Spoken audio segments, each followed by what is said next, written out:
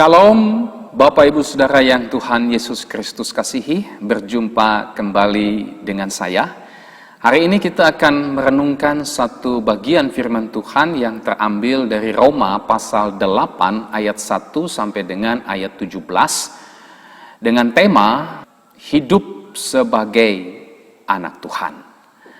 Nah, Bapak Ibu Saudara yang Tuhan Yesus Kristus kasihi, seberapa banyak di antara kita yang menyadari statusnya sebagai anak Tuhan. Tentu kita bukan hanya sekedar memahami status kita sebagai anak Tuhan, tetapi juga menjadi anak Tuhan ini seharusnya menjadi sebuah kebanggaan melebihi apapun kebanggaan yang ada di dunia ini.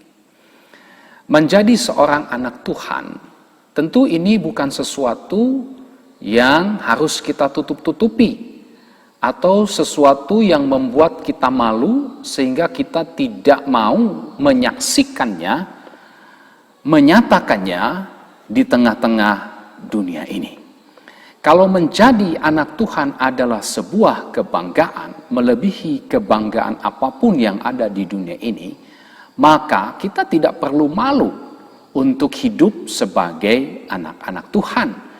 Tetapi sebaliknya kita berani menyatakan kesaksian hidup kita sebagai anak-anak Tuhan. Nah, Bapak Ibu Saudara yang Tuhan Yesus Kristus kasihi, menjadi anak Tuhan ini juga bukan berarti kita bisa hidup ceroboh. Kita bisa hidup serampangan. Kita bangga memang menjadi anak Tuhan, tetapi kebanggaan itu bukan disalahartikan. Kebanggaan itu bukan berarti kita bisa seenaknya hidup secara sembarangan atau ceroboh. Menjadi anak Tuhan tentu saja harus menunjukkan seperti apa sebenarnya hidup sebagai anak Tuhan itu. Hidup sebagai anak Tuhan tentu harus menjaga kehormatan, ya, status kita sebagai anak Tuhan, karena kita menyandang nama Tuhan di dalam status kita atau hidup kita di tengah-tengah dunia ini. Nah, di dalam bagian firman Tuhan ini, Roma 8 ayat 1 sampai dengan ayat 17, kita akan melihat seperti apa sebenarnya hidup sebagai anak Tuhan. Yang pertama, hidup sebagai anak Tuhan adalah hidup yang sudah diselamatkan. Hidup yang sudah mengalami karya keselamatan Kristus secara pribadi. Ayat 1 sampai dengan ayatnya yang ke-8. Pertanyaannya adalah, diselamatkan dari apa? Hidup yang sudah diselamatkan berbicara tentang diselamatkan dari penghukuman atau murka Allah terhadap orang berdosa oleh karena Yesus Kristus sudah menanggungnya di atas kayu salib. Mari kita lihat ayatnya yang pertama. Demikianlah sekarang tidak ada penghukuman bagi mereka yang ada di dalam Kristus Yesus. Tidak ada lagi penghukuman bagi mereka, siapa itu, yang ada di dalam Kristus Yesus. Jadi diselamatkan dari murka Allah. Siapa itu? Orang yang ada di dalam Kristus Yesus. Itulah orang yang percaya kepada Yesus Kristus. Mereka diselamatkan dari penghukuman atau murka Allah karena Yesus Kristus telah menanggung penghukuman atau murka Allah tersebut. Mari kita lihat ayat yang ketiga. Sebab apa yang tidak mungkin dilakukan hukum Taurat karena tak berdaya oleh daging telah dilakukan oleh Allah. Dengan jalan mengutus anaknya sendiri dalam daging yang serupa dengan daging yang dikuasai dosa. Karena dosa, ia telah menjatuhkan hukuman atas dosa di dalam daging. Jadi bicara tentang sudah diselamatkan, berbicara tentang diselamatkan dari murka dan penghukuman Allah. Ya. Jadi setiap orang yang percaya kepada Kristus, setiap orang yang sudah ada di dalam Kristus, tidak ada lagi penghukuman, karena penghukuman murka Allah itu yang harus dinyatakan terhadap setiap orang berdosa telah ditanggung oleh Tuhan Yesus Kristus di atas kayu salib. Kita yang seharusnya menanggung murka Allah itu, kita yang seharusnya mati, itu semuanya ditanggung oleh Yesus Kristus, sehingga hukuman itu tidak kita alami. Hukuman atau murka Allah atas dosa berupa kebinasaan kekal itu tidak lagi kita harus tanggung, oleh karena Kristus menanggungnya bagi kita. Inilah keistimewaan dari anak Tuhan, hidup yang sudah diselamatkan. Diselamatkan dari apa? Dari murka Allah, dari penghukuman Allah terhadap orang-orang yang berdosa. Hidup yang sudah diselamatkan bukan hanya bicara tentang diselamatkan dari murka Allah saja, tetapi juga diselamatkan atau dimerdekakan dari kuasa dosa atau perbudakan dosa, ya, atau keinginan daging oleh kematian Kristus di atas kayu salib. Mari kita lihat ayat yang kedua. Roh yang memberi hidup telah memerdekakan kamu dalam Kristus dari hukum dosa dan hukum maut. Ada kata dalam Kristus, lagi-lagi diulangi seperti yang ada di dalam ayat 1, dalam Kristus Yesus. Jadi hidup kita, hidup sebagai anak-anak Tuhan adalah hidup yang sudah diselamatkan. Bukan hanya diselamatkan dari murka Allah terhadap orang-orang berdosa, tetapi juga diselamatkan dari kuasa dosa. Kita dibebaskan, dimerdekakan dari perbudakan dosa. Ya. Kita tahu bersama Alkitab mencatat bahwa kuasa dosa, ya, atau keinginan daging ini membawa kepada maut. Ayat yang ke-6, ya, bicara tentang maut bukan hanya bicara tentang kematian secara fisik, tetapi juga maut bicara tentang kita tidak mengalami indahnya, nikmatnya persekutuan secara pribadi dengan Allah.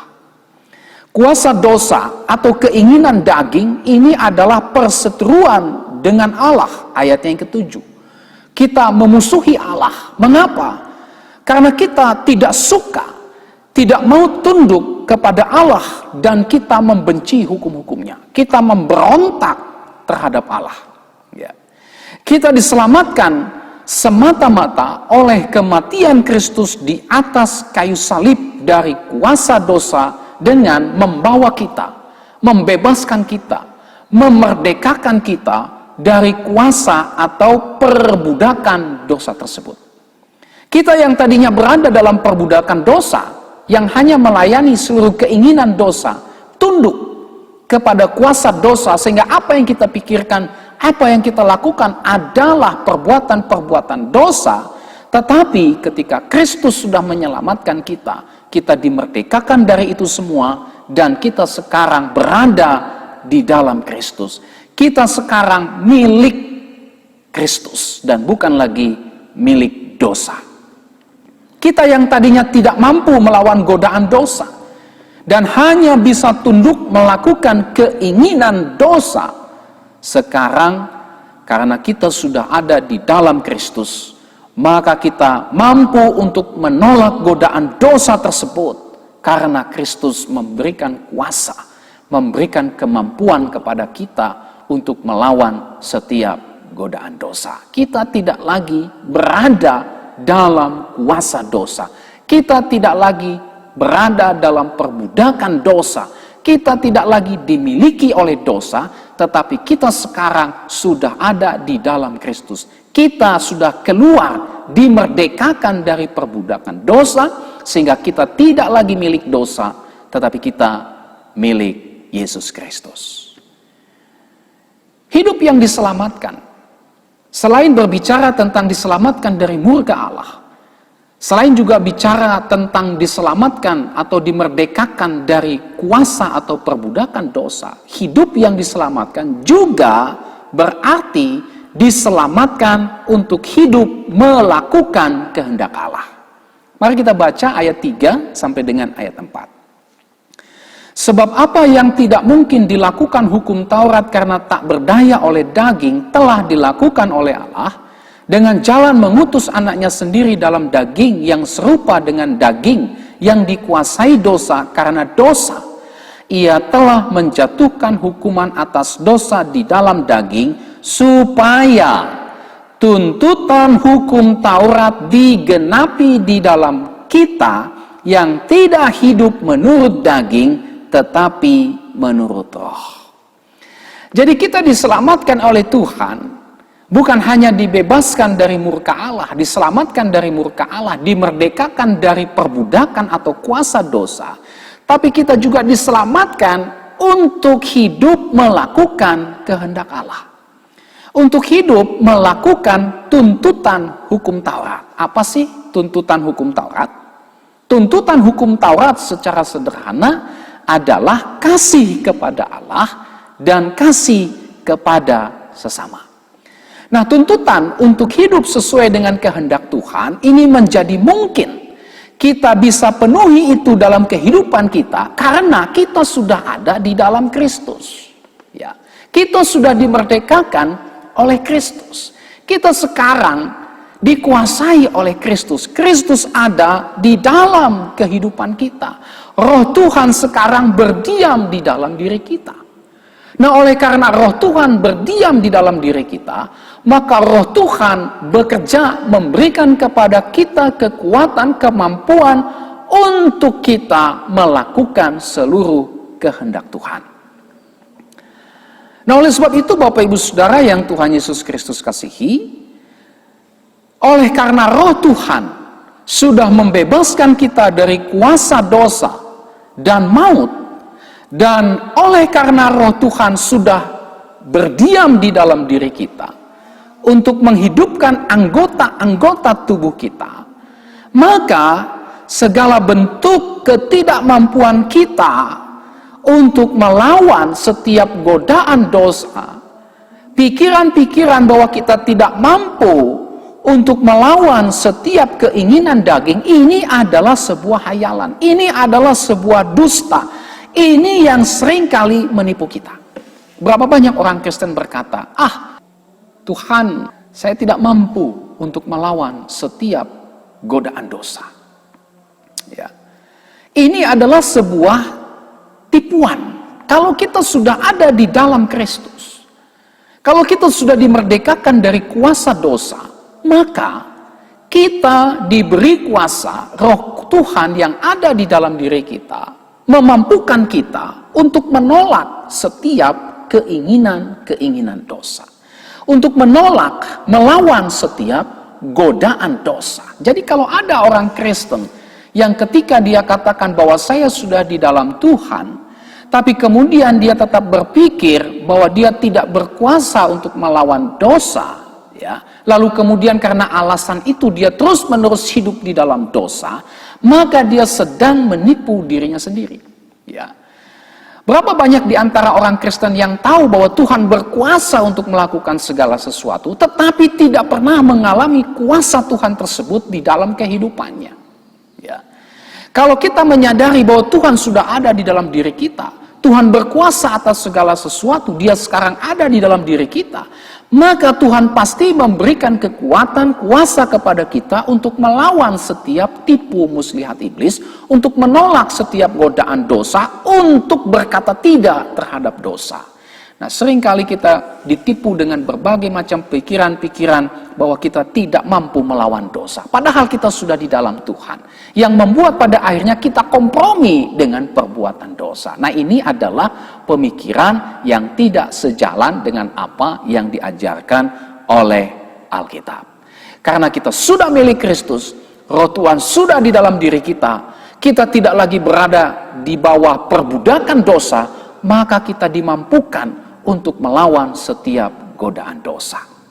Saya ingin memberikan sebuah bagan ya, tentang kehidupan manusia sebelum kejatuhan dalam dosa, kemudian kehidupan manusia setelah kejatuhan dalam dosa, kemudian kehidupan manusia setelah kelahiran baru, dan kehidupan manusia setelah dimuliakan. Ya. Di dalam kolom yang pertama, sebelum kejatuhan manusia, manusia mempunyai kemampuan untuk berdosa dan juga kemampuan untuk tidak berdosa. Tetapi ketika manusia sudah jatuh ke dalam dosa, ya, maka manusia memiliki kemampuan untuk berdosa, tetapi tidak memiliki kemampuan untuk tidak berdosa. Ya. Jadi setelah manusia jatuh di dalam dosa, manusia mampu berdosa dan manusia tidak mampu untuk tidak berdosa. Tetapi setelah manusia diselamatkan oleh Tuhan, setelah manusia mengalami kelahiran baru, maka manusia mampu berdosa, tetapi manusia mampu untuk tidak berdosa. Jadi dikembalikan posisinya seperti manusia sebelum jatuh di dalam dosa. Jadi setelah kita sudah mengalami kelahiran baru, memang kita masih punya kemampuan untuk jatuh dalam dosa. Tetapi kita juga memiliki kemampuan untuk tidak berdosa. Kalau kita memberi hidup kita untuk dipimpin oleh Roh Kudus, kalau kita mau tunduk kepada apa yang menjadi kehendak Tuhan oleh karena Kristus sudah ada di dalam diri kita, maka kita diberi kuasa, diberi kemampuan untuk tidak berdosa, untuk melawan setiap godaan dosa, untuk melawan setiap tipu muslihat iblis yang menggoda kita untuk berbuat dosa. Ini keadaan kita setelah kita dilahirkan kembali. Dan pada akhirnya, ketika kita sudah dimuliakan, artinya ketika kita sudah ada di dalam kerajaan sorga, maka ada dua hal saja yang kita alami. Apa itu? Mampu untuk tidak berdosa dan tidak mampu untuk berdosa. Jadi kemampuan untuk berdosa sudah hilang, ketidakmampuan untuk tidak berdosa ini sudah hilang. Yang ada adalah mampu untuk tidak berdosa dan tidak mampu untuk berdosa. Jadi Bapak Ibu Saudara yang Tuhan Yesus Kristus kasihi, jelas sudah bahwa kalau Roh Tuhan sudah ada di dalam diri kita, maka kita dimampukan untuk melawan setiap godaan dosa. Kita yang sudah ada di dalam Kristus, memang kita masih punya potensi untuk jatuh di dalam dosa. Oleh sebab itu, betapa penting kita terus dibimbing oleh Tuhan, sehingga kita mampu untuk melawan setiap godaan dosa. Jadi hidup sebagai anak Tuhan, ini adalah hidup yang sudah diselamatkan dari murka Allah. Hidup yang sudah dimerdekakan dari perbudakan dosa. Dan itu hanya bisa terjadi, itu hanya bisa kita temukan dan alami hanya di dalam Kristus Yesus. Karena Kristus Yesuslah yang mengerjakan hal itu bagi kita. Kita menjadi anak Tuhan ketika kita percaya kepada Yesus Kristus. Kita menjadi anak Tuhan ini semata-mata adalah pekerjaan atau karya dari Tuhan Yesus Kristus bagi kita. Oleh sebab itu kita menjadi anak-anak Tuhan ini bukan sebuah perkara main-main, saudara. Karena Kristus harus mati menanggung dosa dan hukuman dosa-dosa kita, sehingga kita bisa menjadi anak-anak Allah. Ini adalah berkat yang luar biasa yang kita miliki sebagai orang-orang percaya. Ini adalah kasih. Ini adalah anugerah Tuhan yang besar, berkat Tuhan yang besar melebihi apapun bagi kita yang percaya kepada Dia. Oleh sebab itu, marilah kita bersyukur. Ya, kalau kita menjadi anak-anak Tuhan, bersyukur, saudara. Tetapi bukan hanya kita bersyukur. Marilah kita juga menghargai anugerah Tuhan. kasih karunia Tuhan, berkat Tuhan ini, pemberian Tuhan yang luar biasa ini, dengan hidup tidak sembarangan, dengan hidup tidak sembrono, dengan tidak hidup melakukan kesia-siaan, melainkan kita menggunakan anugerah Tuhan yang sudah dilimpahkan kepada kita ini dengan hidup melakukan kehendak Allah. Dengan takut dan gentar hidup sesuai dengan kehendak Allah. Filipi pasal 2 ayat 12 berkata, "Hai saudara-saudaraku yang kekasih, kamu senantiasa taat, karena itu tetaplah kerjakan keselamatanmu dengan takut dan gentar." Ya, ini yang harus kita lakukan. Satu sisi kita bersyukur, kita menjadi anak-anak Tuhan, dan itu merupakan sukacita yang tidak akan pernah lekang. Bahkan ketika mengalami pergumulan sekalipun, karena Kristus ada dalam diri kita, kita sekarang sudah menjadi milik Kristus. Kita bersyukur untuk hal itu, dan ini menjadi sebuah pengucapan syukur dalam kehidupan kita sepanjang hari, sepanjang hidup kita. Tetapi bukan hanya kita bersyukur, tetapi juga kita mengerjakan keselamatan itu. Artinya, kita terus-menerus memberi hidup kita untuk dibentuk, dipimpin oleh Roh Tuhan, untuk terus-menerus melakukan kehendak Allah, tidak lagi melakukan hal-hal yang sia-sia. Tidak lagi menyalahgunakan kasih Allah itu dengan hidup sembarangan, hidup sembrono, hidup yang tidak memuliakan Tuhan. Inilah yang pertama dari hidup sebagai anak Tuhan, itulah hidup yang sudah diselamatkan. Yang kedua, hidup di dalam roh, ayat 9 sampai dengan ayatnya yang ke-17. Hidup sebagai anak Tuhan adalah hidup di dalam roh. Hidup dipimpin, dikuasai, dituntun, dibimbing, diarahkan, dibentuk oleh Roh Tuhan. Nah, ada beberapa arti dari hidup di dalam roh. Yang pertama, hidup di dalam roh artinya kita sekarang diam atau tinggal dalam roh Allah. Ayat yang ke-9. Tetapi kamu tidak hidup dalam daging, melainkan dalam roh. Jika memang roh Allah diam di dalam kamu, tetapi jika orang tidak memiliki roh Kristus, ia bukan milik Kristus. Perhatikan kalimat, kamu tidak hidup dalam daging, melainkan dalam roh.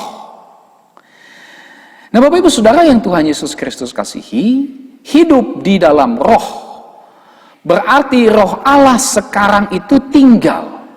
Dia sekarang berdiam di dalam kehidupan kita. Roh Allah itu berdiam di dalam diri kita ini secara tetap, ya, secara terus-menerus, secara permanen, ya. Nah, istilah diam di dalam ini bermakna rumah. Dalam istilah Yunani dipakai kata oikos yang artinya rumah, tempat kediaman, ya. Diam di dalam roh, oikos, ini berarti hidup kita ini adalah bait Allah. Hidup kita ini adalah bait daripada roh Allah atau rumah Allah, rumah roh Allah, di mana roh Allah sekarang tinggal selamanya di dalam kehidupan kita. Kita ini menjadi rumah kediaman roh Tuhan. Kita sekarang adalah milik daripada roh Allah. Mari kita baca 1 Korintus 6 ayat 19. Atau tidak tahukah kamu bahwa tubuhmu adalah bait Roh Kudus yang diam di dalam kamu? Roh Kudus yang kamu peroleh dari Allah, dan bahwa kamu bukan milik kamu sendiri. Jadi diam di dalam roh artinya kita ini sekarang menjadi rumah daripada Roh Tuhan. Ya, kita sekarang adalah milik daripada Roh Tuhan. Ya, sebagaimana kita mengatur rumah kita, ya, sampai sesuai dengan apa yang menjadi kebutuhan, apa yang menjadi selera kita, kita menata, mengatur rumah kita sedemikian rupa sehingga tampak indah, tampak nyaman, dan seterusnya. Demikian juga Roh Tuhan mengatur, memimpin kehidupan kita supaya selaras dengan kehendak Tuhan, supaya selaras dengan tujuan-tujuan Tuhan. Hidup kita kembali ditata untuk kembali seturut dengan apa yang menjadi kehendak Tuhan. Kalau kita kembali kepada kisah penciptaan dalam Kejadian pasal 1, kita bisa menemukan bahwa segala sesuatu yang diciptakan oleh Tuhan itu baik adanya. Namun oleh karena dosa merusak kehidupan kita, ya, sehingga kita butuh untuk diselamatkan oleh Tuhan. Dan ketika kita diselamatkan oleh Tuhan, Roh Tuhan tinggal di dalam diri kita, maka Tuhan kembali membentuk kehidupan kita, sehingga hidup kita kembali menjadi baik seperti maksud dan tujuan Allah menciptakan kita. Ya. Jadi Tuhan menebus kita, Tuhan menyelamatkan kita, Roh Kudus diam di dalam diri kita. Semata-mata adalah supaya kehidupan kita dikembalikan kembali kepada maksud dan tujuan Allah. Kita diciptakan untuk hal-hal yang baik. Tuhan menciptakan kita sungguh baik adanya, dan bukan menciptakan kita untuk merusak dan menghancurkan kehidupan kita. Pada waktu kita hidup dalam dosa, hidup kita ini menjadi bait dosa, menjadi rumah dosa. Dosa tinggal di dalam rumah kita. Kita dikuasai oleh dosa. Pemilik hidup kita ini adalah dosa. Dosa membuat kehidupan kita menjadi rusak, menjadi porak-poranda. Dosa membawa kita kepada kehancuran. Dosa membawa kita kepada kebinasaan. Tetapi ketika kita sudah diselamatkan Tuhan, ketika Roh Tuhan tinggal di dalam hidup kita, kita sekarang menjadi milik kepunyaan Tuhan. Hidup kita menjadi rumah kediaman Tuhan. Maka karena Dia adalah pemilik kehidupan kita, Roh Tuhan merawat rumah hidup kita ini dengan baik, sehingga kita kembali kepada apa yang dimaksudkan oleh Allah, diciptakan sungguh baik adanya.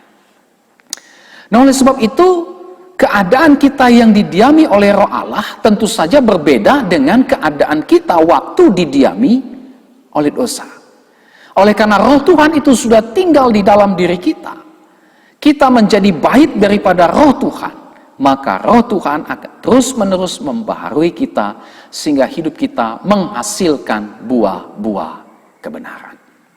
Ini yang dimaksud hidup di dalam Roh.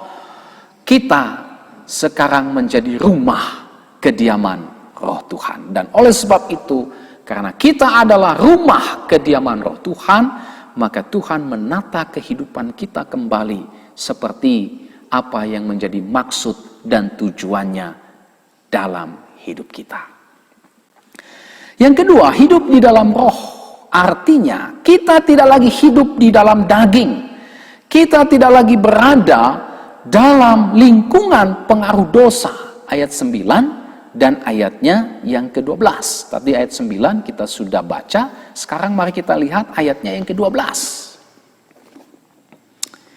Jadi saudara-saudara, kita adalah orang berhutang, tetapi bukan kepada daging, supaya hidup menurut daging. Bapak Ibu Saudara yang Tuhan Yesus Kristus kasihi, kalau kita berada di lingkungan yang penuh racun, ya, lingkungan yang tidak sehat, ya, lingkungan yang tercemar, tentu saja itu berpengaruh kepada kesehatan kita. Ya. Kesehatan kita pasti akan terganggu dan rusak. Ya. Dan meskipun kita berulang kali pergi ke dokter, tetapi kalau kita tetap hidup di dalam lingkungan yang sama, kita masih tetap hidup dalam lingkungan yang cemar, yang penuh racun itu, maka kita sama sekali tidak akan pernah bisa sembuh. Ya. Kita perlu keluar. Kita perlu dicabut dari lingkungan yang merusak tersebut dan dipindahkan ke lingkungan yang sehat, ke lingkungan yang lebih baik. Barulah kesehatan kita tidak akan terganggu lagi. Kesehatan kita akan pulih. Nah, kira-kira demikianlah gambaran daripada kita tidak lagi hidup di dalam daging, kita tidak lagi berada dalam lingkungan pengaruh daging. Firman Tuhan mengatakan kamu tidak hidup dalam daging melainkan dalam roh. Artinya apa? Artinya oleh karena pekerjaan Roh Kudus kita dicabut dari lingkungan daging. Kita dibawa keluar dari lingkungan yang penuh dengan racun rohani. Kita dipindahkan ke lingkungan roh, lingkungan yang menyehatkan dan memberi kita kehidupan. Ya, hidup di dalam roh artinya kita sekarang sudah berada di lingkungan Roh Kudus. Kita sekarang tidak lagi berada di lingkungan kehidupan dosa, keinginan daging yang penuh dengan kecemaran, yang merusak kehidupan kita, bukan hanya merusak, tetapi juga kehidupan yang membawa kita kepada kebinasaan. Nah, oleh karena kita sekarang sudah di dalam roh, dan roh Tuhan itu diam di dalam kita, maka itu bukti bahwa kita tidak lagi tinggal di dalam daging. Kehadiran roh Tuhan dalam diri kita sebagai orang percaya, ini adalah jaminan bahwa kita sudah keluar dari daging yang merusak dan mematikan. Ya. Jadi apa buktinya roh Tuhan ada dalam diri kita? Ya. Bukan harus menunjukkan gejala-gejala supranatural, saudara.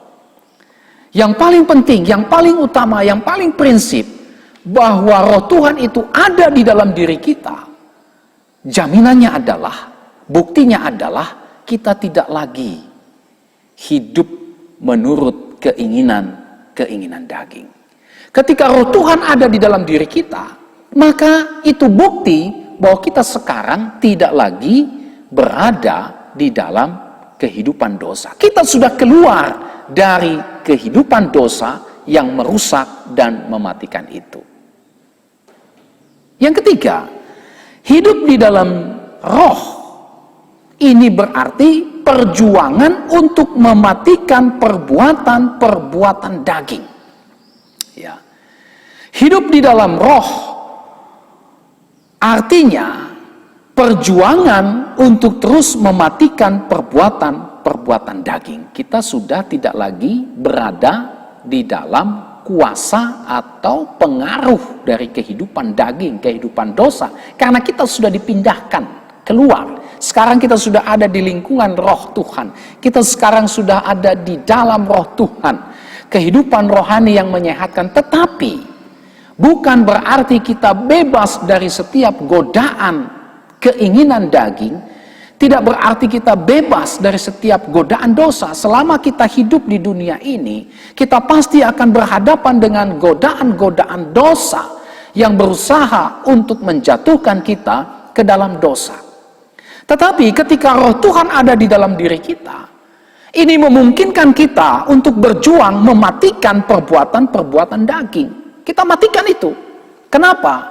Karena kita tahu bahwa perbuatan daging itu akan membawa kita kepada kematian, kepada hukuman Tuhan. Ya, kita harus mematikan perbuatan-perbuatan daging itu. Kenapa? Karena perbuatan daging, hidup dosa, godaan dalam dosa itu membawa kita hidup jauh dari Tuhan dan segala kebaikannya. Ayatnya yang ke-13. Mari kita baca. Sebab jika kamu hidup menurut daging, kamu akan mati. Tetapi jika oleh roh kamu mematikan perbuatan-perbuatan tubuhmu, kamu akan hidup. Ya. Jadi roh Tuhan yang ada di dalam diri kita menolong kita dalam berjuang untuk mematikan perbuatan-perbuatan daging.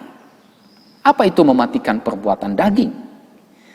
Mematikan perbuatan daging artinya memberantas, ya, dan semakin mendesak mundur kecenderungan kita untuk melakukan apa yang bertentangan dengan kehendak Allah. Ya. Itu arti mematikan perbuatan-perbuatan daging. Sama seperti misalnya sisa-sisa api yang masih ada baranya, ya, yang bisa saja menyala kapan saja, ya.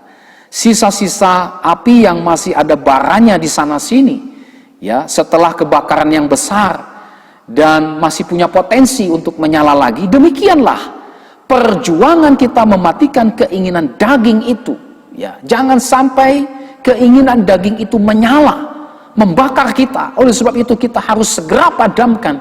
Oleh sebab itu kita harus segera matikan, ya, bersama dengan Roh Kudus. atau bersandar kepada kekuatan Roh Kudus yang sudah ada di dalam kehidupan kita. Nah, tentu saja perjuangan mematikan keinginan daging itu bukan perbuatan sekali saja, tetapi ini adalah sebuah perjuangan. Ini adalah sebuah pergumulan sepanjang kehidupan kita. Ya. Meskipun kita sudah di dalam Kristus, tetapi manusia lama kita, ya, keinginan daging, ya, keinginan untuk berbuat dosa itu berusaha untuk bangkit kembali, untuk menguasai kita melalui berbagai macam godaan. Jadi ketika kita berhadapan dengan godaan, kita menghadapi godaan dosa, saat itulah keinginan daging atau manusia lama kita sedang berusaha bangkit. Untuk membakar kita kembali, untuk menguasai kita kembali, untuk membawa kita jauh dari Tuhan. Tetapi pada saat itulah, kita harus segera mematikannya. Pada saat itulah, kita perlu bersandar terus-menerus kepada kuasa dan kekuatan Roh Kudus, sehingga perjuangan kita di dalam mematikan keinginan daging ini terus-menerus kita lakukan, sehingga daging atau manusia lama itu tetap kita bisa taklukkan, tetap tidak akan bisa menguasai kita, tetap tidak akan semakin berkembang, karena kita bersama dengan Roh Kudus. Roh Kudus menolong memampukan kita untuk mematikan perbuatan daging tersebut. Kita perlu mematikan perbuatan daging. Bukan hanya perbuatan daging itu bisa membawa kita jauh dari persekutuan dengan Tuhan. Bukan hanya karena perbuatan daging itu membawa kita kepada hukuman Tuhan. Tetapi mematikan perbuatan daging ini juga mendatangkan kehidupan. Mematikan perbuatan daging berarti kita terus-menerus bisa menikmati indahnya persekutuan dengan Allah. Jadi ini hidup di dalam roh, perjuangan mematikan keinginan daging sepanjang kehidupan kita selama di dunia ini. Yang berikut, hidup di dalam roh merupakan ukuran untuk menentukan apakah kita adalah milik Kristus, atau apakah kita seorang Kristen yang sejati dan bukan Kristen yang abal-abal. Jadi seorang Kristen itu ditentukan bukan karena dia lahir sebagai keturunan dari orang Kristen. Kristen yang sejati bukan ditentukan oleh seberapa sering dia ke gereja. Kristen yang sejati ditentukan oleh apakah roh Tuhan ada di dalam dirinya. Kalau roh Tuhan ada di dalam dirinya, maka dipastikan, tidak perlu lagi diragukan, dia adalah milik Kristus. Karena akan nampak dari setiap perbuatan-perbuatan yang dikerjakan Roh Kudus di dalam dan melalui kehidupannya. Yang berikut, hidup di dalam roh artinya apa? Dijelaskan di dalam ayat 10, tetapi jika Kristus ada di dalam kamu, maka tubuh memang mati karena dosa, tetapi roh adalah kehidupan oleh karena kebenaran. Hidup di dalam roh artinya apa? Itu ditunjukkan dengan kata kehidupan di dalam ayat 10 itu. Apa yang dimaksud dengan kehidupan dalam bagian ini?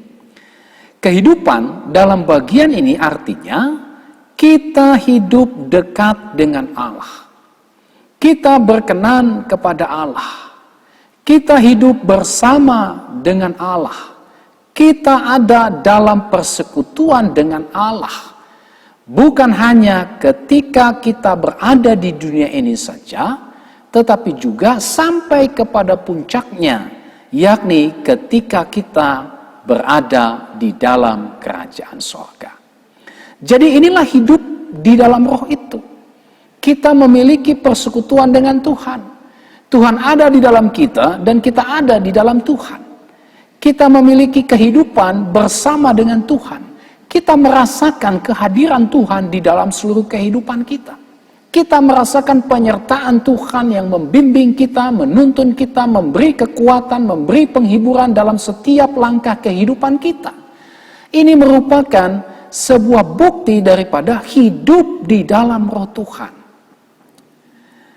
Nah, Bapak Ibu Saudara yang Tuhan Yesus Kristus kasihi, berkat kehadiran Roh Tuhan, kita bisa menikmati kehidupan bersama dengan Tuhan. Tentu semua ini dikerjakan oleh karena pekerjaan Kristus, oleh karena Roh Kudus yang memerdekakan kita dari kuasa dosa dan hukum maut. Oleh sebab itu, adakah kehidupan yang lebih membahagiakan selain kehidupan bersama dengan Tuhan? Bapak Ibu Saudara, ada banyak orang yang berpikir bahwa kehidupan yang membahagiakan, kehidupan yang menyenangkan adalah ketika memiliki kekayaan. Tapi berapa banyak orang yang merasa khawatir, cemas, meskipun dia memiliki harta kekayaan yang berlimpah. Ada banyak orang yang berpikir bahwa kebahagiaan hidup itu adalah ketika memiliki segala sesuatu yang ada di dunia ini. Popularitas, kedudukan, jabatan, ya, dan sebagainya. Tetapi itu juga tidak menjamin seseorang mengalami kebahagiaan di dalam kehidupannya. Hanya ketika kita di dalam Tuhan, hanya ketika Roh Tuhan ada di dalam kita, maka kita sedang menikmati persekutuan dengan Tuhan. Sehingga apapun tantangan, persoalan, pergumulan yang kita alami dalam kehidupan kita sebagai orang percaya selama di dunia ini, kita akan terus menikmati campur tangan Tuhan yang menghibur, memberi kekuatan, memberi sejahtera, memberi petunjuk, memberi jalan keluar, menikmati kuasa dan mujizat Tuhan. Oleh sebab itu, Bapak Ibu Saudara, meskipun kita mengalami berbagai macam tantangan pergumulan, secara khusus COVID-19 ini, tetapi ketika kita sudah di dalam Tuhan, maka COVID-19 bukanlah sesuatu yang perlu kita takutkan. COVID-19 bukanlah sesuatu yang perlu kita cemaskan. Ya, cemas mungkin boleh, ya, tapi bukan berarti kecemasan membuat kita kehilangan pengharapan kepada Tuhan. Karena ketika kita sudah ada di dalam Tuhan, maka wabah COVID-19 dengan segala dampaknya itu tidak akan membuat sukacita kita hilang, tidak akan membuat damai sejahtera kita hilang, tidak akan menjerumuskan kita ke dalam kekhawatiran. Karena Kristus yang ada dalam diri kita, Roh Tuhan yang ada dalam diri kita, itulah yang memberi kekuatan, memberi penghiburan, memberi pengharapan kepada kita. Sehingga kita terus menjalani kehidupan ini dengan optimis, dengan penuh pengharapan, karena Tuhan ada di dalam kehidupan kita. Yang berikut, hidup di dalam Roh ini adalah jaminan akan kehidupan kekal yang akan kita terima kelak. Ayatnya yang ke-11. Mari kita baca ayatnya yang ke-11. Dan jika roh Dia yang telah membangkitkan Yesus dari antara orang mati diam di dalam kamu, maka Ia yang telah membangkitkan Kristus Yesus dari antara orang mati akan menghidupkan juga tubuhmu yang fana itu oleh Roh-Nya yang diam di dalam kamu. Hidup di dalam Roh ini adalah jaminan akan kehidupan kekal yang akan kita terima. Alkitab mengatakan bahwa adanya Roh Kudus di dalam hidup kita ini adalah meterai. Ya, ini adalah jaminan bahwa kita pasti akan mengalami atau masuk di dalam kehidupan kekal bersama dengan Allah di dalam kerajaannya. Oh, luar biasa sekali. Yang berikut, yang terakhir, hidup di dalam Roh artinya apa? Hidup di dalam Roh ini adalah bukti kalau kita ini adalah anak Allah. Ayat 14 sampai dengan ayatnya yang ke-17. Mari kita baca. Semua orang yang dipimpin Roh Allah adalah anak Allah. Sebab kamu tidak menerima roh perbudakan yang membuat kamu menjadi takut lagi. Tetapi kamu telah menerima Roh yang menjadikan kamu anak Allah. Oleh sebab itu kita berseru, ya Aba, ya Bapa. Roh itu bersaksi bersama-sama dengan roh kita bahwa kita adalah anak-anak Allah. Dan jika kita adalah anak, maka kita juga adalah ahli waris. Maksudnya orang-orang yang berhak menerima janji-janji Allah, yang akan menerimanya bersama-sama dengan Kristus, yaitu jika kita menderita bersama-sama dengan Dia, supaya kita juga dipermuliakan bersama-sama dengan Dia. Bapak Ibu Saudara yang Tuhan Yesus Kristus kasihi, adanya Roh Tuhan di dalam diri kita, ini menunjukkan, ini membuktikan bahwa kita adalah anak Allah. Jadi, anak Allah atau anak Tuhan bukan ditentukan oleh, karena kita lahir dari keturunan Kristen, orang tua Kristen, nenek moyang kita Kristen. Bukan. Kita menjadi anak Tuhan adalah oleh karena Roh Tuhan ada di dalam diri kita. Jadi orang yang didiami oleh Roh Tuhan pasti adalah anak Tuhan. Nah, Bapak Ibu Saudara yang Tuhan Yesus Kristus kasihi, di dalam Alkitab kita bisa melihat bahwa menjadi anak ini memiliki arti atau makna menjadi serupa atau memakai ciri-ciri yang sama dengan ayahnya. Jadi anak berarti serupa dengan bapaknya. Anak berarti memakai ciri-ciri yang sama dengan ayahnya. Ya. Jadi kita di sini bisa belajar bahwa menjadi anak Allah atau status anak Allah ini artinya kita menjadi serupa dengan Allah. Kita memakai ciri-ciri yang sama dengan Allah. Maksudnya apa? Maksudnya menjadi serupa dengan Allah atau memakai ciri-ciri yang sama dengan Allah, artinya kita memiliki sifat, kita memiliki tabiat, kita memiliki karakter seperti Allah. Allah itu kasih. Maka kita anak-anaknya jelas harus hidup di dalam kasih. Allah itu sabar. Maka kita juga sebagai anak-anaknya harus hidup dalam kesabaran dan seterusnya. Allah itu baik. Maka kehidupan kita adalah kehidupan yang menunjukkan sifat dan karakter Allah baik adanya. Ya. Nah, ini bicara tentang menjadi anak Allah. Bicara tentang memiliki sifat, tabiat, karakter seperti Allah. Ya. Aneh kalau ada orang mengaku saya anak Tuhan, tapi justru sifat, tabiat, karakternya tidak seperti sifat, tabiat, karakter Tuhan. Ya. Yang berikut, menjadi anak Tuhan ini bicara tentang memiliki hubungan yang erat dengan Tuhan. Ayatnya yang ke-16 dari Roma pasal 8. Oleh Roh Tuhan kita dimampukan untuk memanggil Allah ya Aba, ya Bapa. Ini bicara bahwa kita memiliki hubungan yang erat dengan Tuhan. Ya. Kita memiliki persekutuan dengan Bapa. Kita mengenal kehendak Bapa. Kita tahu kehendak Bapa. Dan juga kita hidup sesuai dengan kehendak Bapa. Bahkan kita bisa berdoa, meminta segala sesuatu dalam doa kepada Bapa. Ya, dan tentu Bapa akan mengabulkan apa yang menjadi doa-doa kita selaras dengan apa yang menjadi kehendak daripada Bapa sendiri. Ya. Menjadi anak Allah berarti kita bebas dari ketakutan. Ya, ketakutan yang dimaksud di sini ketakutan perhambaan. Bedalah hubungan antara tuan dengan hamba dengan hubungan seorang ayah dengan anaknya. Hubungan seorang tuan dengan hamba ini dipenuhi dengan ketakutan, saudara ya.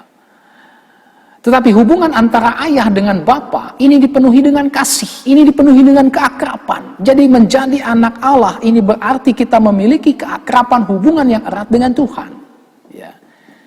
Dan kemudian menjadi anak Tuhan berarti berhak menerima janji-janji Allah. Ya. Apa janji Allah? Banyak, saudara. Dan ketika kita menjadi anak Allah, kita berhak menerima janji-janji Allah, baik itu selama kita hidup di dunia ini, pemeliharaan, perlindungan, penyertaan, dan sebagainya, maupun puncaknya ketika kita bersama dengan Allah di dalam kekekalan. Ayatnya yang ke-17. Alkitab berkata, bahwa siapa yang percaya kepadanya tidak binasa, melainkan beroleh hidup yang kekal. Nah, janji Tuhan ini akan kita terima sebagai anak-anak Tuhan. Nah, Bapak Ibu Saudara yang Tuhan Yesus Kristus kasihi, inilah seluruh renungan kita dari topik hidup sebagai anak Tuhan. Betapa indahnya hidup sebagai anak Tuhan. Dan keindahan hidup sebagai anak Tuhan ini hanya bisa kita lihat ketika kita sudah menjadi anak Tuhan. Orang yang belum menjadi anak Tuhan, orang yang belum diselamatkan oleh Tuhan, tidak akan pernah bisa melihat keindahan, kemuliaan hidup sebagai anak Tuhan. Oleh sebab itu bersyukurlah ketika saudara dan saya sudah menjadi anak Tuhan, melihat keindahan, kemuliaan hidup sebagai anak Tuhan, dan tentu saja keindahan itu, ya, kemuliaan itu yang diberikan Tuhan kepada kita, membawa kita untuk hidup tidak sembarangan di dunia ini. Oleh karena status kita ini indah, oleh karena status kita ini berharga, oleh karena status kita ini mulia, bukan karena usaha kita, tetapi mutlak pekerjaan Tuhan, maka mustahil rasanya status kita sebagai anak Tuhan yang indah, mulia, yang luar biasa ini justru kita salah gunakan dengan terus-menerus hidup di dalam dosa dan kedagingan.